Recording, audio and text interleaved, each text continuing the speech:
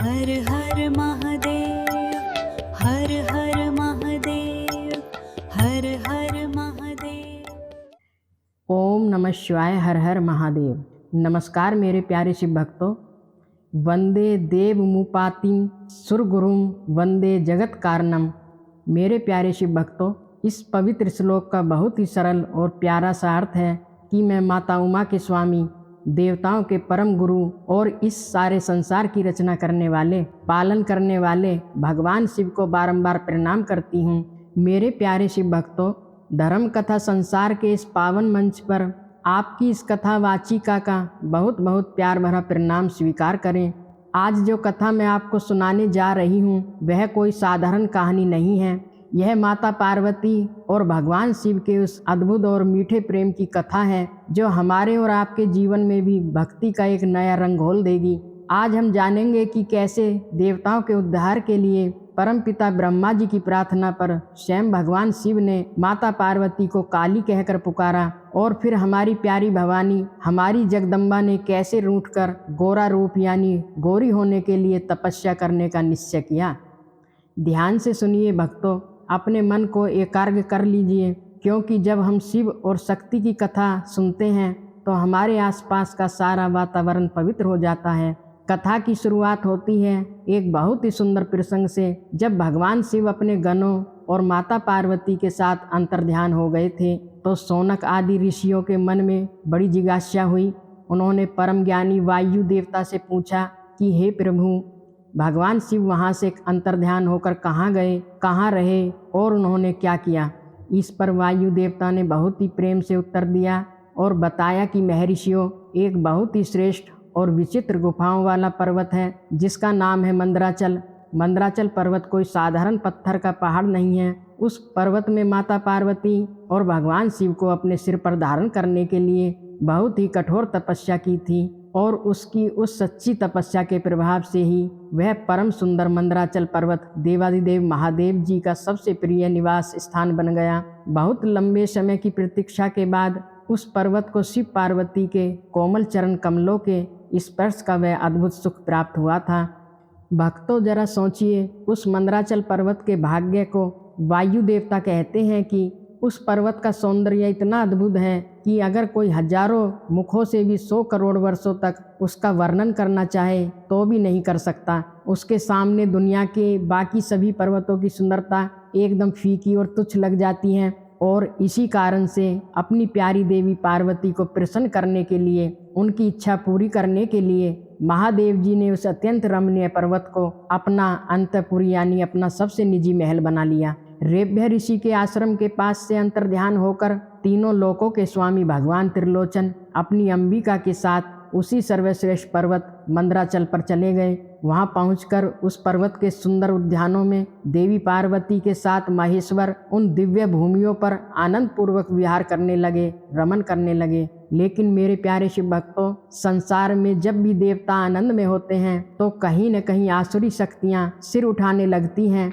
यह संसार का नियम है। वायु देवता बताते हैं कि जब ब्रह्मा जी की मैथिली सृष्टि के द्वारा प्रजाएं बहुत अधिक बढ़ गईं, तब संसार में शुंभ और निशुंभ नाम के 2 भयंकर दैत्य उत्पन्न हुए। ये दोनों दैत्य आपस में सगे भाई थे। इन्होंने घोर तपस्या की और परमेष्टि ब्रह्मा जी को प्रसन्न कर लिया। उनके तपोबल से खुश होकर ब्रह्मा जी ने उन दोनों भाइयों को यह वरदान दे दिया कि इस पूरे जगत का कोई भी पुरुष उनका वध नहीं कर सकेगा, वे किसी पुरुष के हाथों नहीं मारे जाएंगे। और जानते हो भक्तों, उन दुष्ट दैत्यों ने ब्रह्मा जी से एक और बहुत ही विशेष प्रार्थना की थी। उन्होंने कहा था कि हे ब्रह्मा जी, हमारी मृत्यु तभी हो जब माता पार्वती के अंश से एक ऐसी अयोनिजा कन्या उत्पन्न हो जिसे किसी पुरुष ने कभी स्पर्श न किया हो, जिसे कभी रति का अनुभव न हुआ हो, साथ ही वह अत्यंत पराक्रमी हो। और जब हम दोनों भाई काम भाव से पीड़ित होकर उसकी ओर आकर्षित हों, तभी युद्ध में उसके हाथों हम मारे जाएं।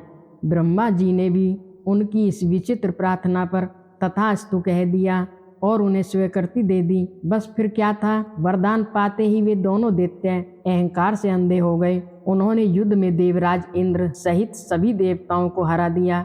पूरी दुनिया में अनीति फैल गई।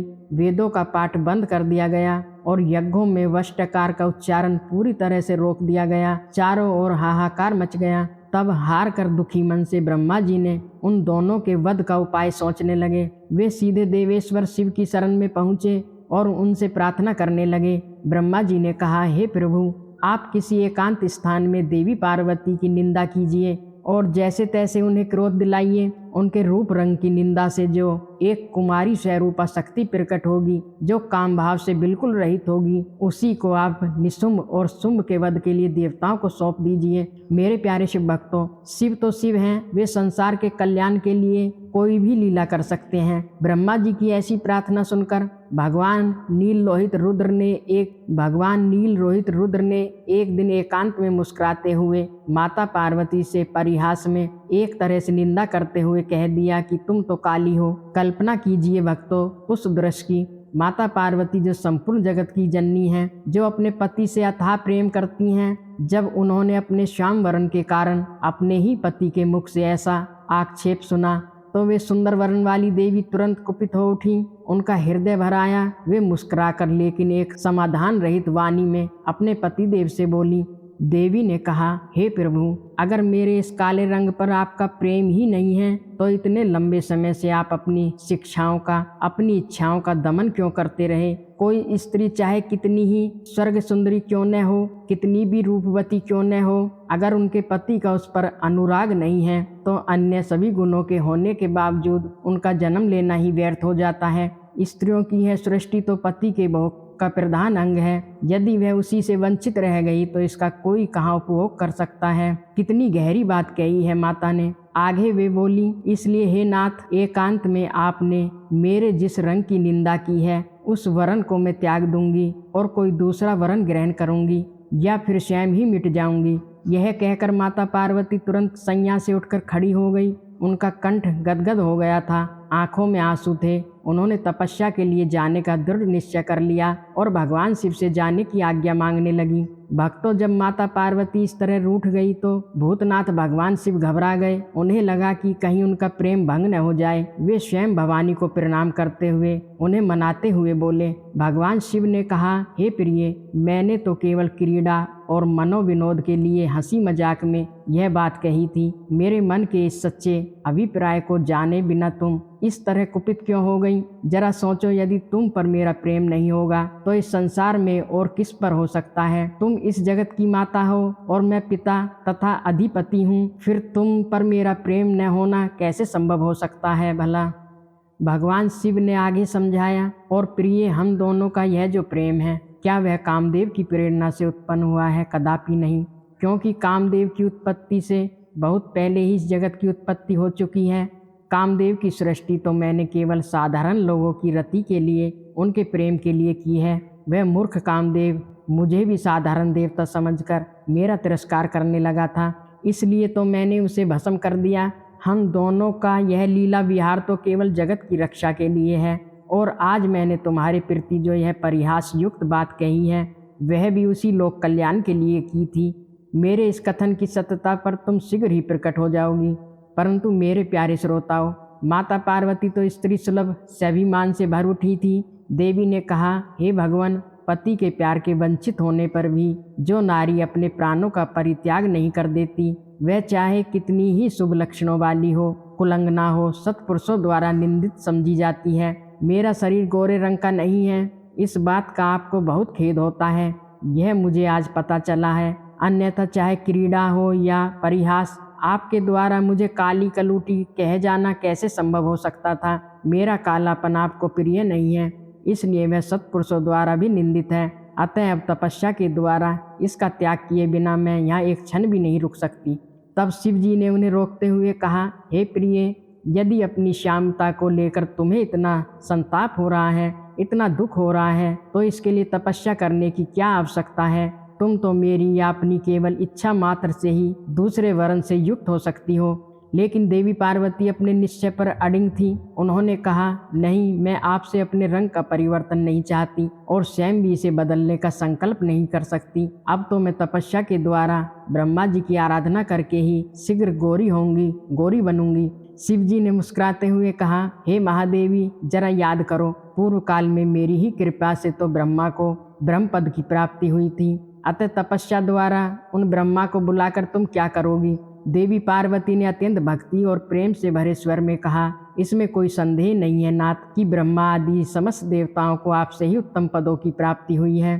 फिर भी आपकी आज्ञा पाकर मैं तपस्या के द्वारा ब्रह्मा जी की आराधना करके ही अपना अभिष्ट सिद्ध करना चाहती हूँ। याद कीजिए, पूर्व काल में जब मैं सती के नाम से दक्ष की पुत्री होकर आई थी, तब भी तपस्या के द्वारा ही मैंने आप जगदीश्वर को पति के रूप में प्राप्त किया था। उसी प्रकार आज भी तपस्या के द्वारा ब्राह्मण ब्रह्मा को संतुष्ट करके मैं गौरी होना चाहती हूँ। ऐसा करने में यहाँ क्या दोष है, यह मुझे बताइए। महादेवी की इस भोली और दृढ़ बात को सुनकर वामदेव भगवान शिव मुस्कुराते हुए चुप रह गए। वे समझ गए थे कि अब देवताओं का कार्य सिद्ध होने का समय आ गया है। देवताओं का कार्य सिद्ध करने की इच्छा से ही उन्होंने देवी को जाने से रोकने के लिए फिर कोई हट नहीं किया। और श्रोतागणों, इसी के साथ माता पार्वती अपनी तपस्या के मार्ग पर आगे बढ़ जाती हैं। इस कथा से हमें कितनी सुंदर सीख मिलती है।